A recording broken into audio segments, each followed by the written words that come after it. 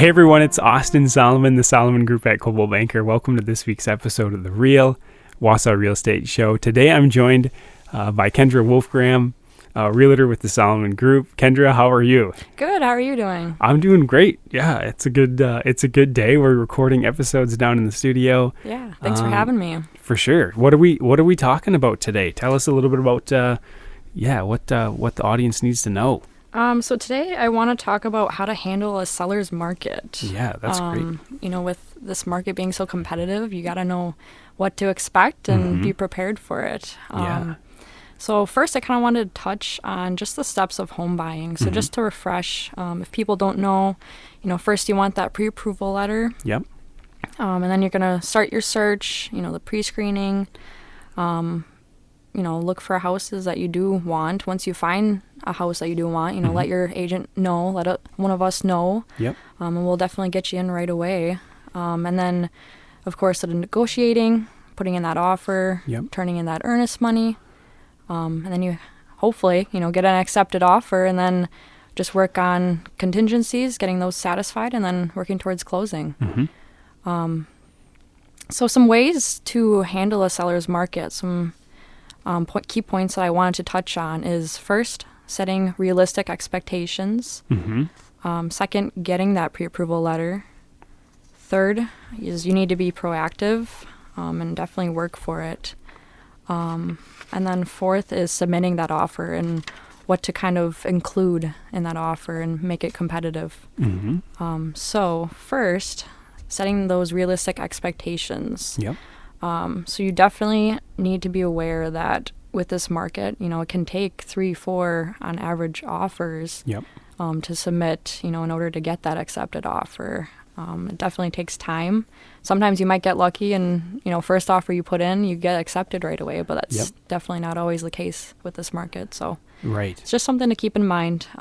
So sometimes it takes a couple tries, right? So it used to be where if you wanted a home, you could just buy it. Yeah. And you probably had like a 90% chance. Like if a house was on the market and you wanted it, you could buy it. You could almost guarantee you just pay the asking price and you'd get it. But now it's different. Yeah. Even if you find the perfect home, there might only be a 25% chance that you can secure it because there's other buyers that are interested in it too. Yeah, exactly. So, you just want to keep that in mind because you don't want to think, first offer I'm going to put in, I'm going to get the house right away. Because, you don't want to be disappointed. You want to stay optimistic and definitely keep moving forward. So another thing to keep in mind, houses that are in prime locations, newly remodeled, those are still going for $10,000 to $30,000 over asking. We call those like the A-grade homes, right? The homes that a lot of people like. Yeah, exactly. Yep.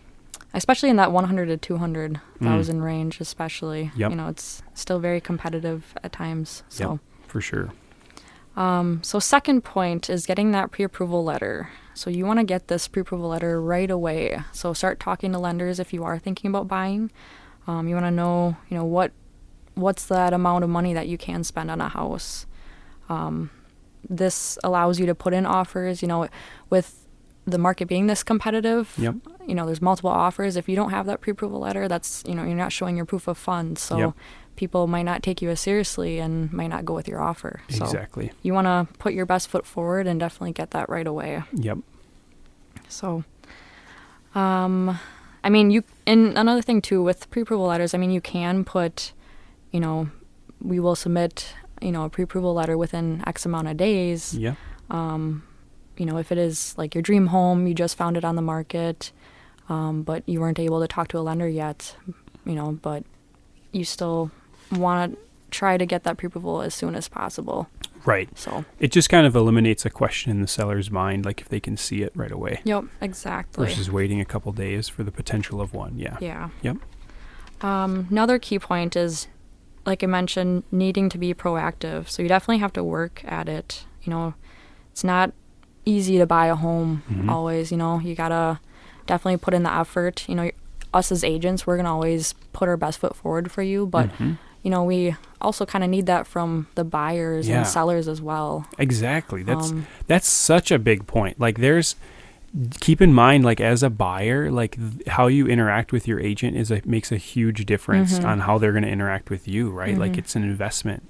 So as agents, I think there's an expectation a lot of times where buyers want to like be served, and that's true, right? But as a buyer, if you can serve the agent well and like have some level of like compassion for their schedule and their life, like at least for me, I super reciprocate that. Like I try to go above and beyond for everyone, but it's a lot easier to go above and beyond for someone that is somewhat like understanding and thoughtful like towards us. Yeah, you definitely work as a team.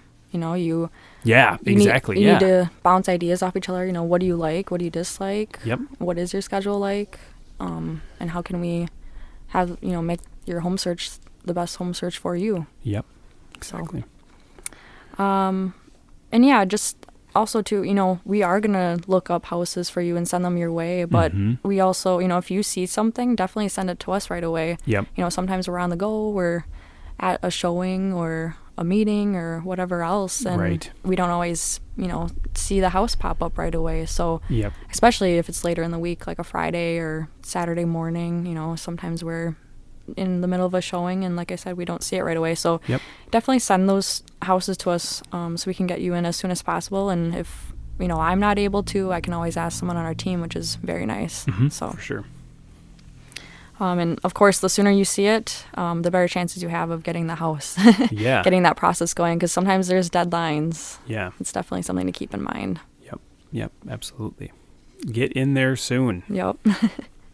And then last is submitting an offer. So how do you make your offer more competitive? I would say definitely put yourself in the seller's shoes when drafting your offer. If they have 5, 6, 7 offers, which one, what's going to make yours on top? Yep. What's going to put you on top above all those other offers? Right. So some things I want to go into is, first is purchase price. How much do I like this house from 1 to 10 on the scale of 1 to 10? How much do I like it? How much am I willing to put in for this house? And then also just the condition too. Does it need repairs, big ticket items like roof, new windows, plumbing issues, old electrical wiring, stuff like that. And then how competitive is it too? I always like to ask the other agent, how many offers are in right now? How many people are saying they're going to put an offer in, just so I kind of know how competitive it's going to be and what we need to do for that offer for them. Yeah, like good enough offer to win, but don't want to go crazy if you don't have to. Exactly. Yeah. You don't want your buyer to overpay either. So. Right.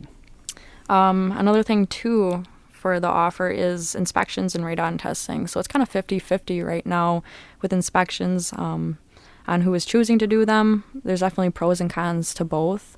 Of course, if you do an inspection, you're going to find out, is something major wrong that, might prevent you from wanting the house. So, but also, not having that inspection, that might make it easier for the seller. So it definitely can put your offer above others. So, yeah, if they have 5 offers and a few of them don't have inspections, those might kind of rise to the top. So it's kind of balancing like, a little bit of risk versus reward. Yep, exactly. Yeah, yep, good. And then next is earnest money. So that's that good faith money. Just showing that you're going to follow through with a deal. It goes towards your closing costs. So, in our area, it's about 1%, but you can always put more too. That might make your offer look a little bit better as well. Yep, exactly, so, and then closing date. Are you flexible with the closing date? Sometimes that can help. If someone has another home sale and they want it on this date, are you willing to do that date? Is that going to put yours above someone else's offer? Right. And then lastly is binding acceptance too. Sometimes having a shorter deadline, makes it better for you because it prevents more offers from coming in if yours gets accepted right away. So Kendra's like, we're only going to give them a little bit of time. yeah. Sometimes that's what it takes though to get an offer accepted. So exactly, yeah. You got to kind of craft, and it depends on like the house too, but yeah, that's good. And that's kind of where as an agent you kind of consider all those things and you kind of help come up with a game plan. Yep. And you kind of advise your buyer about what's best. Communication is definitely key. Oh yeah, for sure. Sweet. Well, yeah, that's a really good overview of, what to do in the seller's market, and really just kind of thinking through some of these things before you get into the market.